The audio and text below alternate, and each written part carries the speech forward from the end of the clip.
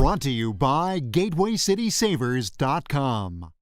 Softli's Scouting Report, hosted by Cliff Saunders, exclusively on 101ESPN.com.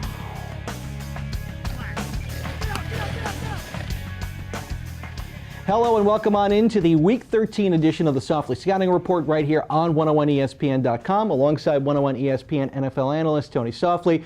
I'm Cliff Saunders. The Rams 5-6 after beating the Broncos 36-33. Now it's on to Arizona for a 3:15 start on Sunday on 101 ESPN. Arizona's beaten the Rams something like 9 consecutive times.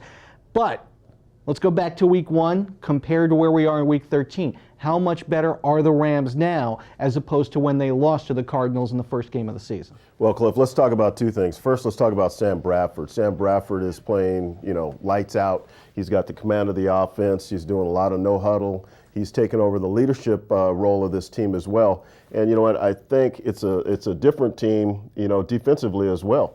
I think defense has picked up. They haven't ranked outside the top 12 in the National Football League. They've dialed up a lot of blitz packages. They've been aggressive, high-pressure defense. So the combination of a young quarterback that has developed over since the first game and that defense that's developed as well, I think there's a big change. It really is. Arizona's now 3-8 after losing 27-6 to the 49ers on Monday Night Football. Where did it all go wrong? I mean, is it really as simple as saying it's the quarterback? Well, it is. It is a quarterback. It's a quarterback-driven league. Everybody knows that in the National Football League. If you don't have one, you're not very good. And if you have a good one, your chances of going to the playoffs are very good. You lose Kurt Warner, who's a future Hall of Fame quarterback, and it makes a difference. It really does. You lose Anquan Boldin, who's one of your top receivers in all their history of Arizona Cardinals. So, and then the guys on defense, you got Roll, and then you got Dansby. Those guys are gone. You can't lose that many playmakers, that many difference makers, and expect to stay in pace with the division. It just doesn't happen. Towards the end of the preseason, Ken Whisenhunt, the Arizona coach, made the call to cut Matt Leinart, keep Derek Anderson. How much would things be different had Whisenhunt gone with Leinart as opposed to Derek Anderson? For me, it's none. I wasn't a big Leinart fan coming out of USC anyway.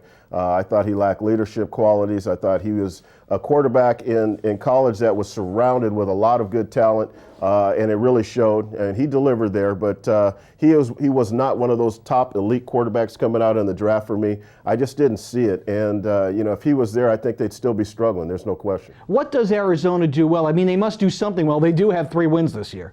I'm not sure what they do well. Right now, offensively, they're stagnant. They can't get much going in the pass game. 191 yards average is what they're doing. The run game, they're 78 yards per game. The crazy thing about it is they have 2 good running backs, in Beanie Wells and Hightower, that really can run the ball. They're very effective. They can drag the pile when they want to.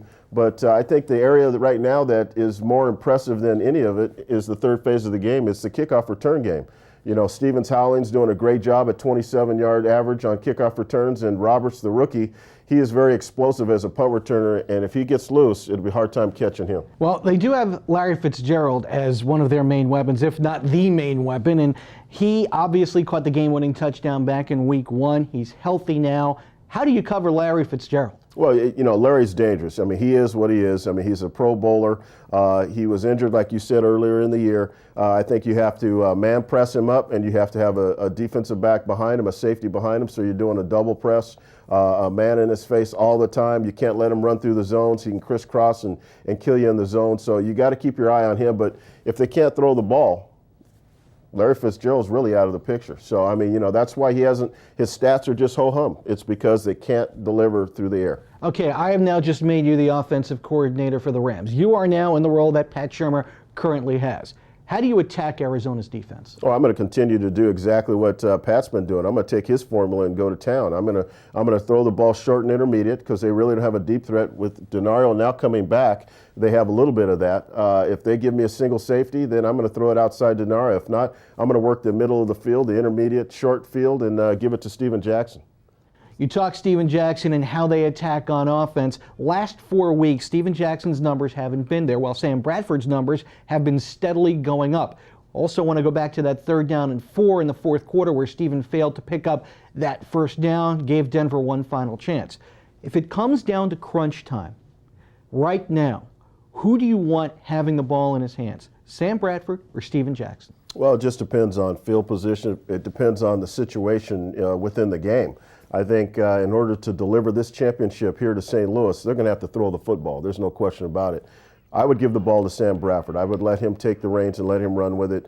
Again, once you establish a lead, then I would go ahead and hand off to SJ39, Steven Jackson. Running the ball shortens the game, keeps their offense off the field, so it's very important that you're able to run the ball. And keep in mind, again, to win this division, you're going to have to throw the ball. And speaking of throwing the ball, the Rams have been opening up the offense a little more no huddle. Sam Bradford very comfortable in that. It's pretty much what he ran in college. How much more of the no huddle do you expect will be unveiled Sunday?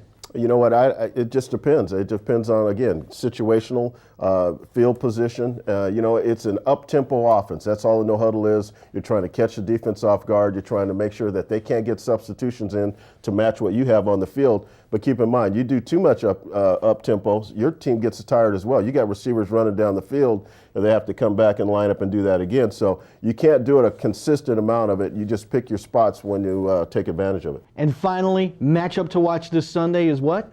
You know what, I'm going with the Rams defense versus Arizona's offense. You got the two-headed monster and Hightower and Beanie Wells. You have Fitzgerald who could kill you.